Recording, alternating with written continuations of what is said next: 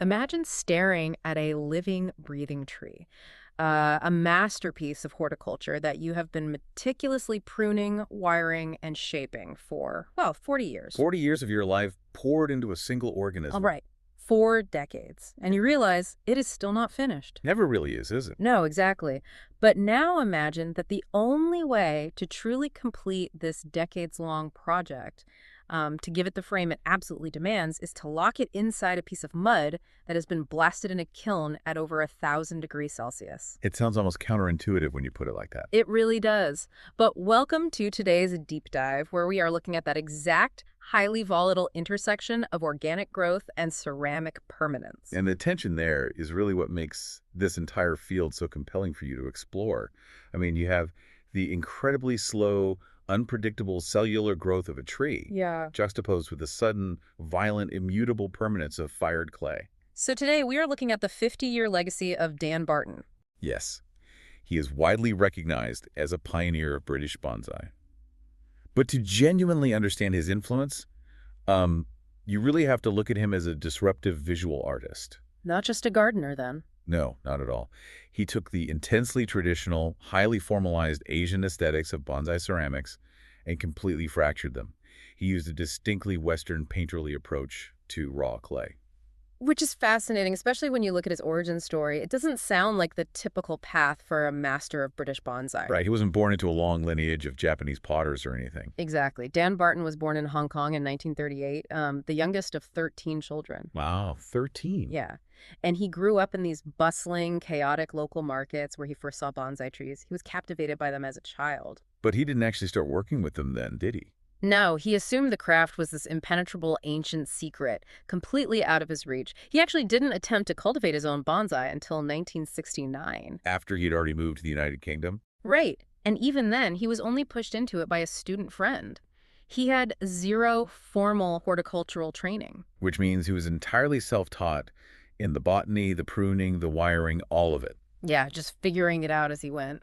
But he brought a formidable, highly refined set of skills from an entirely different discipline.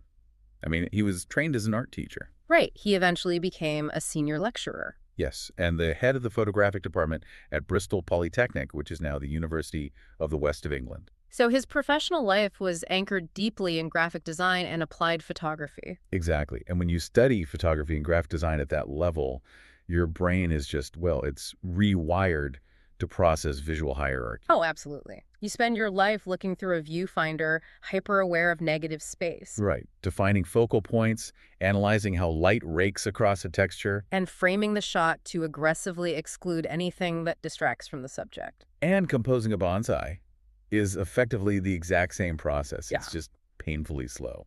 Yeah, because you prune away branches to carve out negative space. Yeah. You expose the trunk to create a focal point. And you position the foliage pads to catch the sunlight. The principles of composition are universal, but the physics of the medium are entirely at odds.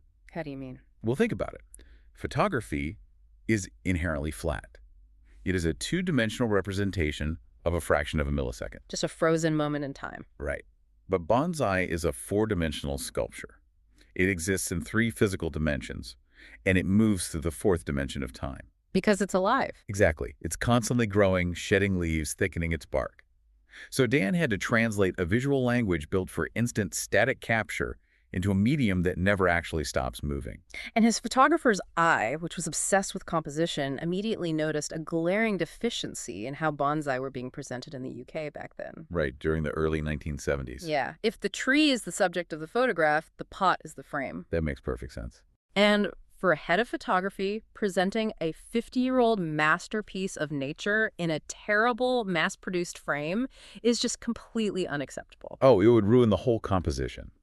But because of the era, he couldn't just order a high-quality Japanese pot. No, the supply chain simply didn't exist in the UK at that time. So what did he do? He was actually forced to plant his early, meticulously styled bonsai in old jam jar lids. You're joking. No, jam jar lids, plastic yogurt pots, discarded ovenware, whatever he could find. The visual dissonance of a beautiful miniature pine sitting in a plastic yogurt container must have been agonizing for a graphic designer. Agonizing is the perfect word. And that sheer aesthetic frustration is what drove him down into the basement studios of the adult art department. At the Royal West of England Academy. Spot on. But he didn't go there to become a traditional potter. No, he went there specifically to engineer the frames his trees demanded. He realized he had to build the canvases himself. And that necessity formed the bedrock of a philosophy he has operated under for half a century. The perfect marriage. Exactly. The belief that the pairing of a bonsai and its pot must be a perfect marriage. Which sounds lovely, but in the context of ancient bonsai tradition, demanding a perfect marriage where the pot is an equal partner is actually incredibly rebellious. Wait, really? Why is that rebellious? Because it shatters the conventional hierarchy. In traditional Japanese bonsai aesthetics, the philosophy is one of absolute subservience. Okay, so the tree is the undisputed sovereign. Precisely. The pot is merely a necessary vessel to hold the soil. It's not supposed to be the star of the show. Right. Consequently, traditional Japanese training pots are frequently entirely plain. They are highly formalized, geometrically strict, and visually muted. They are designed specifically not to be noticed. Exactly. But Dan rejected that entirely. He argued that if the bonsai is a living work of art, placing it in a sterile industrial box is a disservice. Yes, he viewed the raw, unfired clay as a secondary canvas. He deliberately employed expressive, Western artistic techniques to challenge that Asian conformity. Wait, if bonsai is this ancient, revered Asian tradition rooted in strict, minimalist aesthetics, isn't slathering Western expressionism all over a pot essentially horticultural vandalism? That's a great question. Doesn't a loud artistic pot just steal the spotlight from the tree it is supposed to be supporting? That is the tightrope he walks, and it is a risk he is acutely aware of. But think about it. Nature itself is rarely symmetrical or sterile. True. Nature is quite chaotic. Right. So a geometrically perfect, highly polished pot under a weather-beaten, gnarled juniper often looks artificial. Ah, I see. Like a wild animal trapped in a clinical page. That's a brilliant analogy.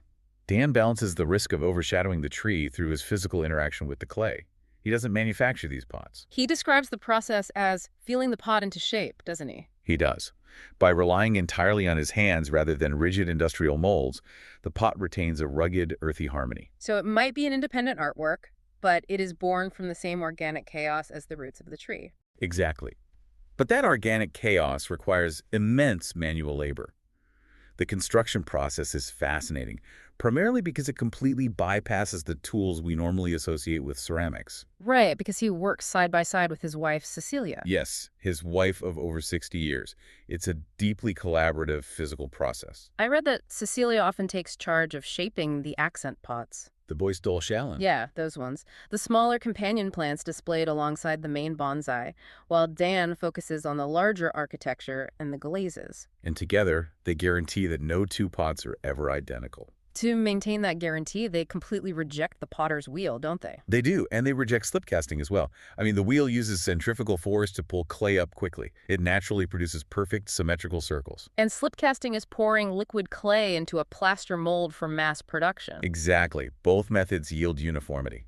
But Dan and Cecilia rely heavily on coiling. Which is agonizingly slow. Oh, incredibly slow. You roll out long, heavy ropes of wet clay, and you stack them on top of a flat slab base, layer upon layer, manually building the walls upwards. And it is a structural minefield.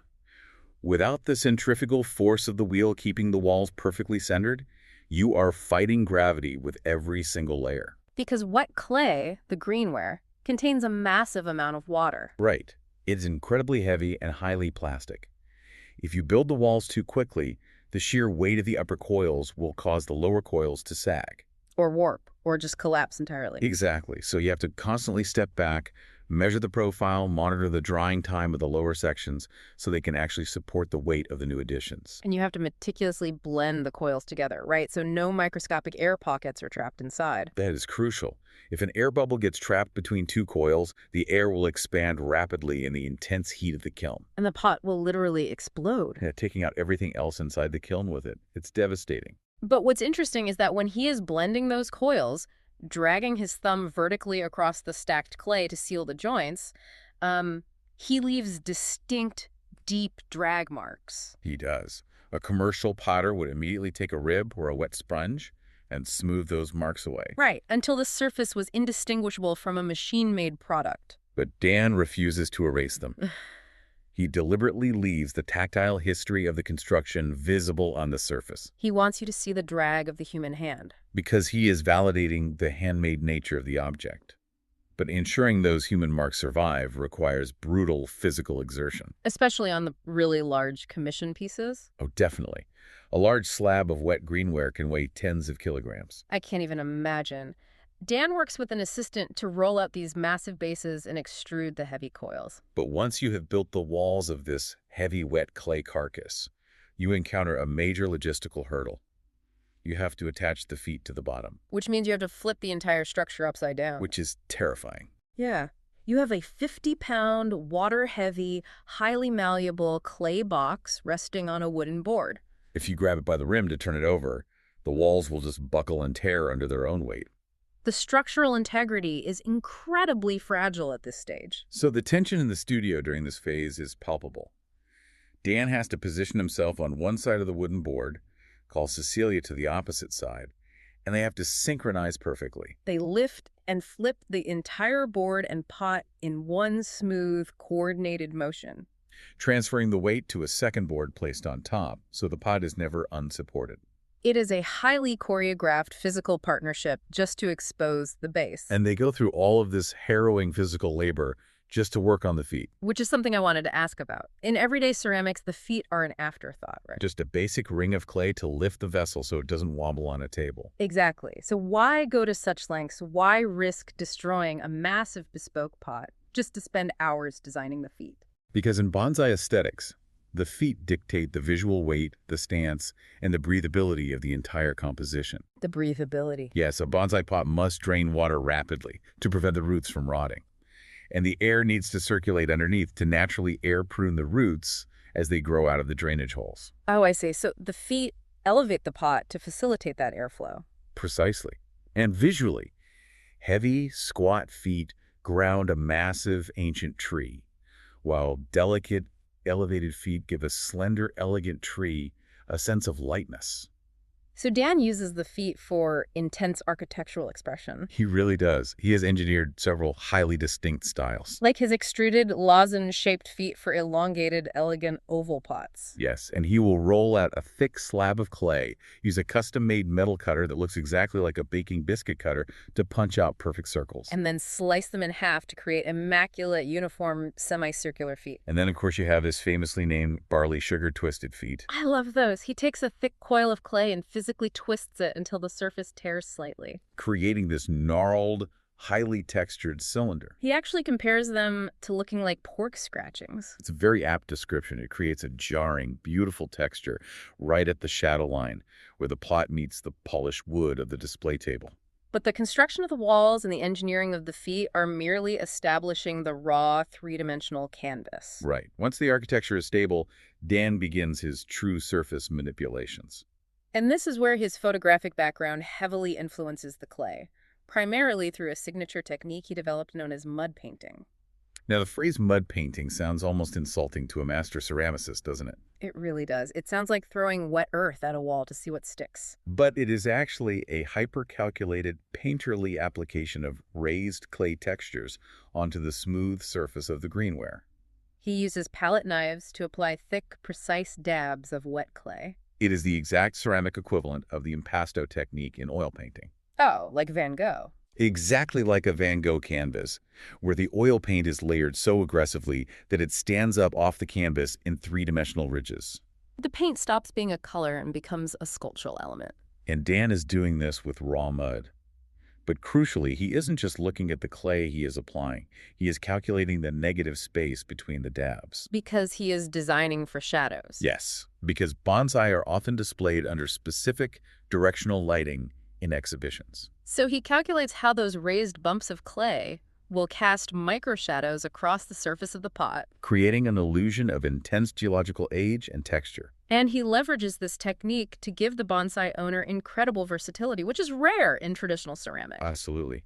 There is a famous bespoke piece he created, an elongated oval, often referred to as a velodrome or racetrack pot. The two-faced pot. It is a brilliant piece of functional design. It really is. Explain how it works. Well, on one of the long, curving sides of the racetrack pot, he applied his aggressive, highly textured mud painting, so it looks rugged, wild, and heavy. But on the opposite long side, he left the clay completely refined, smooth, and quiet. So by engineering two distinct faces into a single object, he empowers the owner. Exactly. Depending on the season, they can completely alter the visual narrative of the tree without ever repotting it. Like displaying the smooth side during the delicate spring budding and turning it around to the rugged side during the harsh winter dormancy. It's brilliant. Yeah. But while mud painting is additive, he employs a distinctly subtractive or even destructive process for a series of pieces known as his primitive pots. And these are arguably his most controversial works, They are, because they tap directly into the Japanese aesthetic philosophy of wabi-sabi. which is the profound appreciation of transience, natural asymmetry, and imperfection. Right. Dan is deeply inspired by ancient native pottery. Vessels baked in open pit fires millennia ago, using unrefined clays. Those historical pots are rife with accidental slips, asymmetrical bulges, warping. And uneven rims, because the ancient potters were battling the material just to make a functional vessel. But to replicate that ancient, flawed aesthetic, Dan has to first engineer a structurally perfect pot. Yes, he spends hours coiling, monitoring moisture, ensuring the walls are of uniform thickness to survive the kiln, and creating a pristine, perfectly level rim. And then he deliberately destroys it. He does. He will grab a square piece of heavy timber and violently strike the wet walls. He will grab the perfect rim with his bare hands, twisting and gouging the clay to intentionally distort the symmetry. It requires immense confidence. But again, I have to ask the obvious question, isn't that just a bit cheeky? Cheeky how? Well, spending hours perfecting a pot only to hit it with a piece of wood and declare it an ancient masterpiece, it sounds like forced authenticity. I see what you mean. It would be a gimmick if you were just wildly smashing it. But you cannot simply beat wet clay without consequence. Because clay has memory. Exactly. The microscopic platelets in the clay body align based on how they are manipulated. If you strike a wet wall, you introduce massive localized structural tension, And if you just leave it, that tension will release in the kiln. and the pot will warp disastrously or tear itself apart. So Dan's destruction is highly calculated engineering. He has to counterbalance the trauma he inflicts on the clay.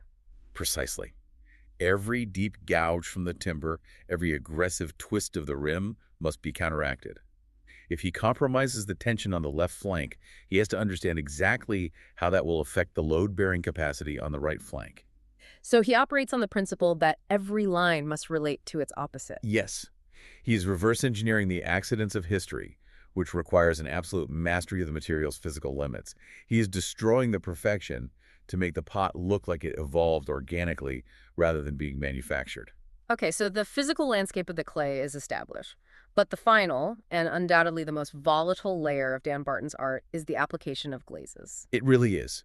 You can build the most structurally sound, perfectly textured pot in the world, but the moment you close the kiln door, you hand over control to chemistry and extreme heat. It stops being sculpture and becomes outright alchemy. Glazing is a science experiment conducted blind at 1,000 degrees.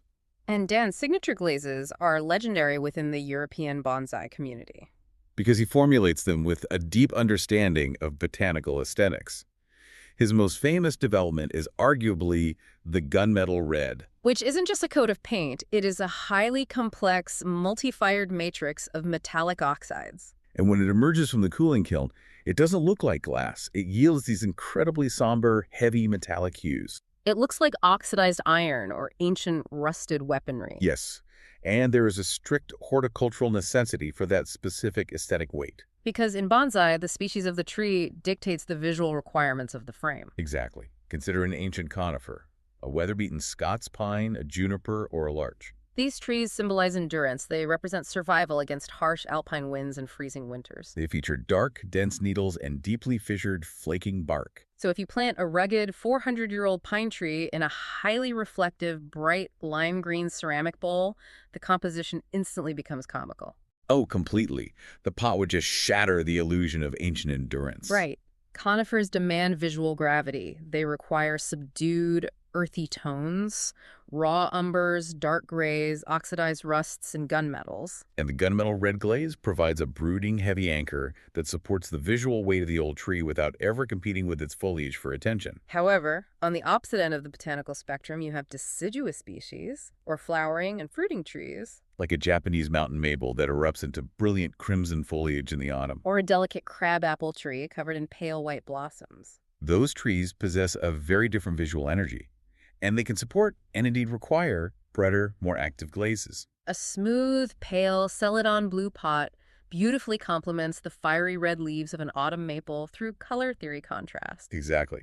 For these lighter applications, Dan formulated completely different chemical profiles, such as his wonderfully named pig fat glaze. The name is abrasive, but the visual result is stunning. It is a deeply viscous, creamy blue-green glaze. That, crucially, develops a fine, intricate network of microscopic cracks across its surface. What ceramicists call a crackle glaze. Right. Now, the crackle effect is actually born from a deliberate, calculated flaw in the chemistry, isn't it? It is. It occurs due to a mismatch in the thermal expansion coefficients between the underlying clay body and the glass glaze melting over it. Wait, so as the pot cools in the kiln, the glaze shrinks at a slightly faster rate than the clay beneath it. Spot on. The tension causes the glass surface to shatter into millions of microscopic fissures while remaining attached to the pot.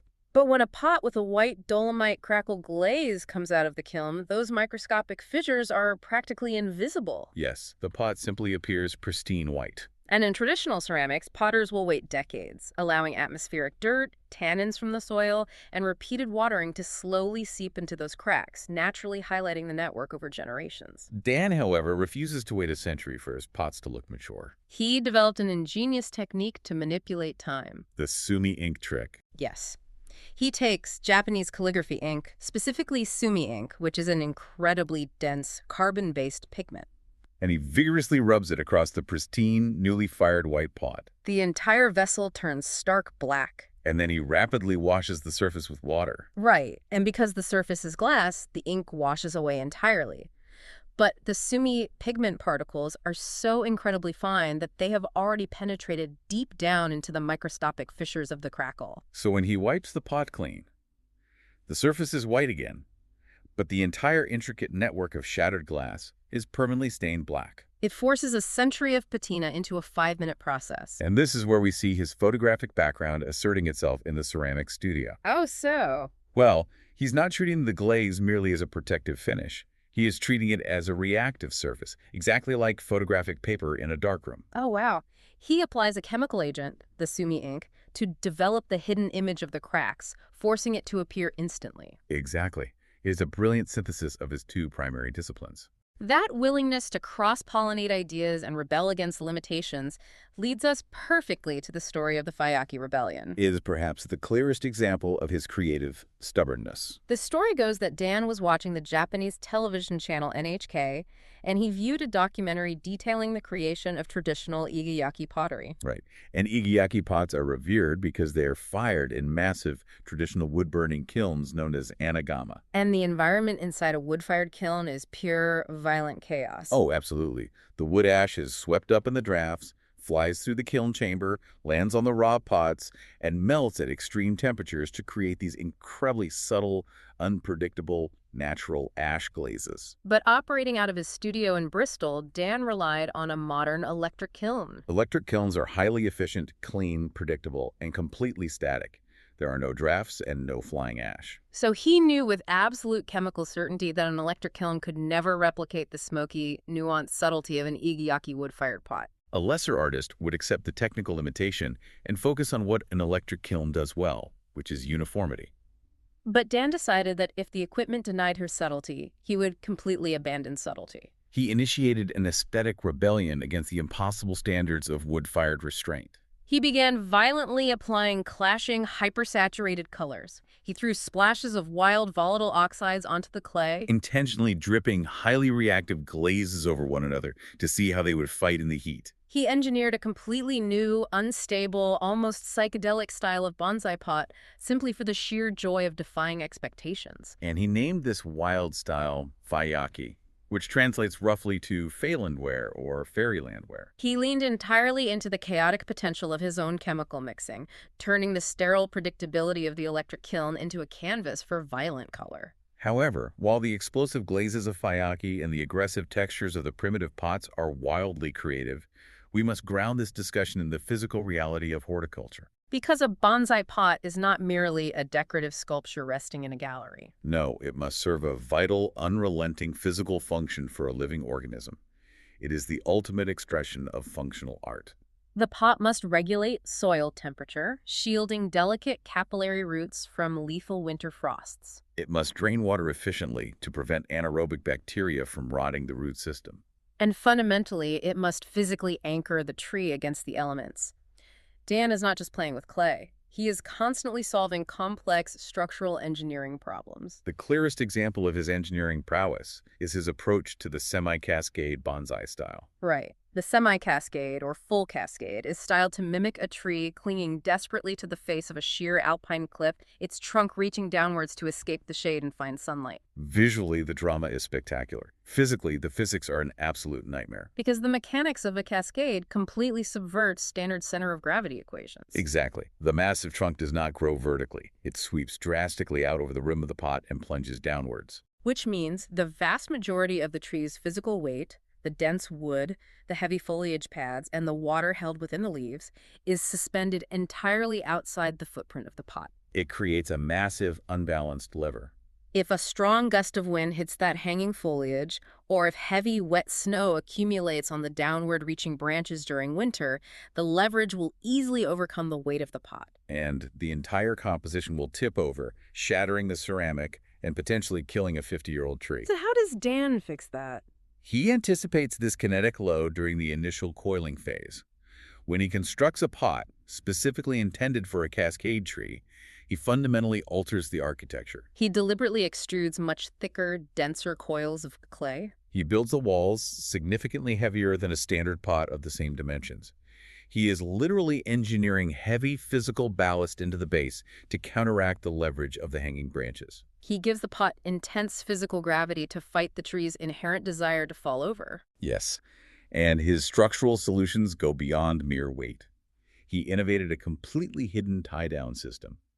Before the greenware is fired, he uses his tools to pierce small, discrete holes through the inside faces of the pot's feet. Which is a masterstroke of functional design. How does it work in practice? Well, when a bonsai owner places a heavy cascade on an outdoor display bench, they can thread strong copper wire through those internal holes in the feet, securely lashing the pot directly to the heavy wooden bench. And because the holes are on the inside of the feet, the anchoring system is completely invisible to the viewer. Exactly. You just see this precarious, heavy tree balanced magically on the edge of a small pot, completely unaware of the structural engineering holding it safely in place against the wind. It demonstrates a profound empathy for the daily anxieties of the bonsai cultivator.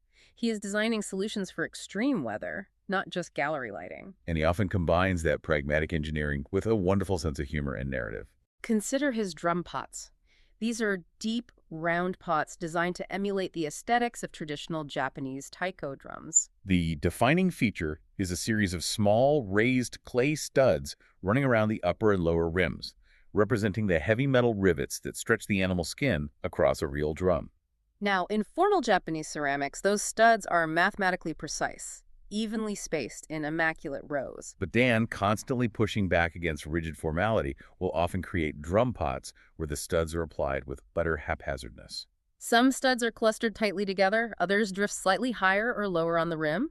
The pristine symmetry is deliberately broken. And when purists invariably ask him, "Dan, why are the studs on this pot so messy?" he has developed this fantastic lore to deflect the criticism. He tells a story about how his 5-year-old grandson wandered into the pottery studio, watched his grandfather meticulously applying studs, and confidently decided to have a go at placing them himself. It is a brilliant narrative shield.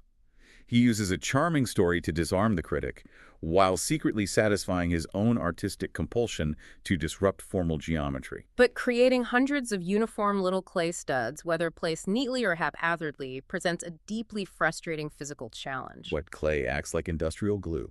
It adheres instantly to almost any tool you press into it. Which highlights, Dan, the pragmatic blue-collar problem solver. To manufacture these studs efficiently without them deforming, he engineered a bespoke tool utilizing what we can call the WD-40 trick. The ingenuity here is so incredibly simple. He took a short piece of standard half-inch copper plumbing pipe. He filled the inside of the pipe with hard wax and then scraped a concave indent into the top of the wax. He effectively created a tiny, perfect stud mold. But the physics remain. If you press that wax and copper mold into a ball of wet clay, the clay will adhere to it violently. So to circumvent the adhesion, he keeps a standard household dish sponge on his workbench, heavily soaked in WD-40 lubricating oil. Before pressing the copper tool into the clay, he quickly taps the tool against the oiled sponge. The WD-40 alters the surface tension and acts as a powerful chemical resist. The wet clay instantly releases from the mold, leaving a perfectly shaped stud every single time. Copper plumbing pipe, wax, and WD-40. It is a wildly practical solution to a delicate artistic bottleneck. And his meticulous attention to practical detail extends to the very final moments before a pot leaves his studio.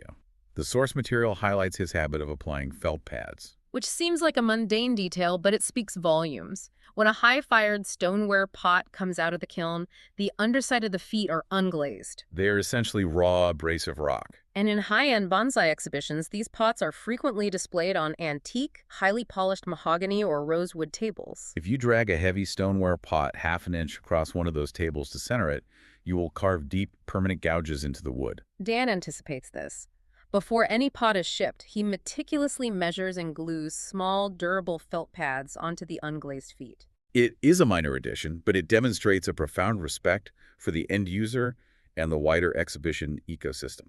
He engineers his art to protect the art it'll eventually interact with. When you aggregate all of these facets, the kinetic understanding required for the semi-cascade ballast, the chemical mastery of the dolomite crackle glazes, the pragmatic engineering of the WD-40 tool, the visual calculation of shadows in the mud painting, and the deep botanical knowledge of root temperatures and drainage, you realize Dan Barton is not merely a potter. He is a polymath operating at the absolute zenith of his chosen medium. He is a botanist, a painter, a sculptor, and a structural engineer, simultaneously executing all four disciplines in a single lump of clay. And he has been refining this multidisciplinary approach for over 5 decades. Which brings us to the monumental scale of Dan Barton's legacy and his profound educational impact on the global bonsai community. A 50-year tenure in any artistic field is remarkable, but bonsai is a medium that actively resists rapid consumption.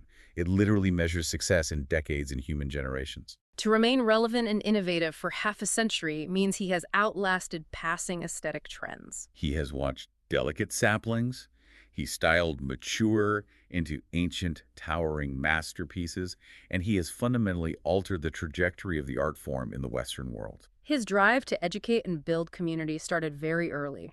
In 1975, the UK bonsai scene was incredibly fragmented. Dan wanted to connect with other enthusiasts in Bristol, but there was no internet, no established network. So he simply wrote a note by hand and pinned it to a trader's stall at the local Downs Flower Show, asking if anyone was interested in forming a society. 18 people saw that note and attended the first meeting. From that single handwritten invitation, he founded the Bristol Bonsai Society, which expanded rapidly to hundreds of members and became a cornerstone institution in the country. His drive to elevate the craft didn't stop there.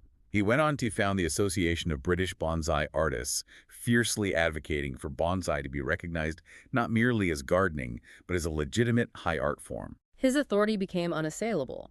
For over 25 consecutive years, he was invited to serve as a judge for bonsai at the highly prestigious Chelsea Flower Show. The Royal Horticultural Society does not invite you to judge at Chelsea for a quarter of a century unless your visual and technical eye is considered utterly flawless. Furthermore, he codified his knowledge in 1989 by authoring a seminal text, simply titled The Bonsai Book, which served as the definitive, accessible Bible for an entire generation of Western practitioners. Yet the true hallmark of a master is not just past accolades, but the capacity for continuous adaptation. Look at his response to the COVID-19 pandemic. Historically, the bonsai community is highly tactile and in-person. Shows, exhibitions, and club meetings were the primary avenues for potters to sell their work and interact with clients. When the pandemic forced global lockdowns, that entire ecosystem vanished overnight. It was economically and creatively devastating for many artisans, but Dan executed a seamless pivot. He shifted his studio focus entirely toward highly bespoke digital commissions. Clients isolated in different countries would email him high-resolution photographs of their specific naked trees. Dan took on the immense, complex challenge of designing the perfect physical frame for a three-dimensional living organism he had only ever analyzed on a flat, two-dimensional computer monitor. That requires an incredible synthesis of a lifetime of observation. He had to instantly calculate the visual weight of the foliage mass, deduce the species' root growth habits, anticipate the color of the autumn display, and translate all of those variables into a bespoke combination of clay architecture and chemical glaze. It kept his creative faculties fiercely sharp when the physical world was entirely shut down. And despite the books, the Chelsea judging, and the international commissions, his most profound joy remains rooted in his origins as a lecturer at Bristol Polytechnic. He is fundamentally a teacher. Over his career, he has conducted more than 500 distinct teaching programs, workshops, and live demonstrations across the globe. He operates on the absolute conviction that hoarding knowledge is a disservice to the art form. He doesn't fiercely guard his glaze formulas or hide his coiling techniques behind closed studio doors. He actively disseminates them, ensuring the next generation is equipped to surpass him. There's a specific quote of his from our sources that perfectly encapsulates his relentless energy. He states simply, "Life is so good, there is no time left to die." Life is so good, there is no time left to die. It is a staggering statement of intent from a man in his 80s. Who is still actively wrestling heavy clay, still experimenting with volatile chemistry, and still working side by side with Cecilia, his creative and life partner of over 60 years. And it forces you to confront the sheer permanence of what they have built. Dan's pots are cataloged in archives like the European Bonsai Potter Collective. They are fiercely coveted by collectors worldwide.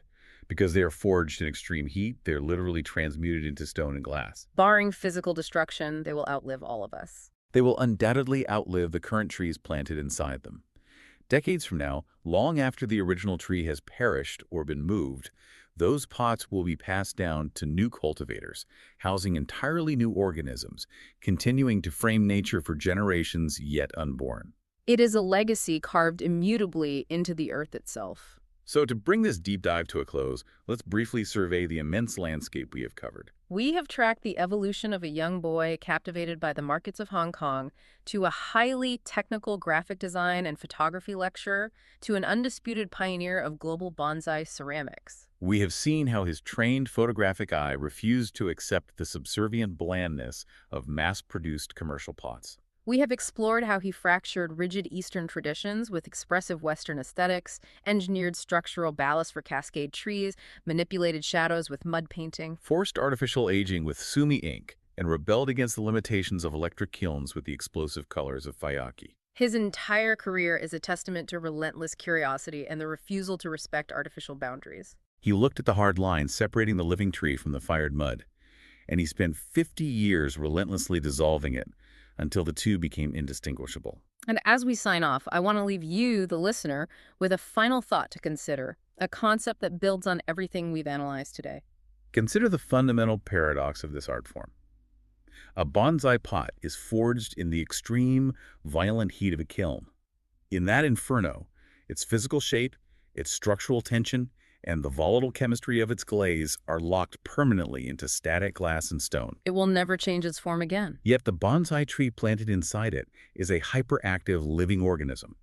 It is relentlessly pushing its roots against the clay walls, its trunk is expanding, its bark is hardening, and its canopy changes color and density with the passing of every season. We have spent an hour dissecting Dan Barton's philosophy of the perfect marriage between the tree and the pot.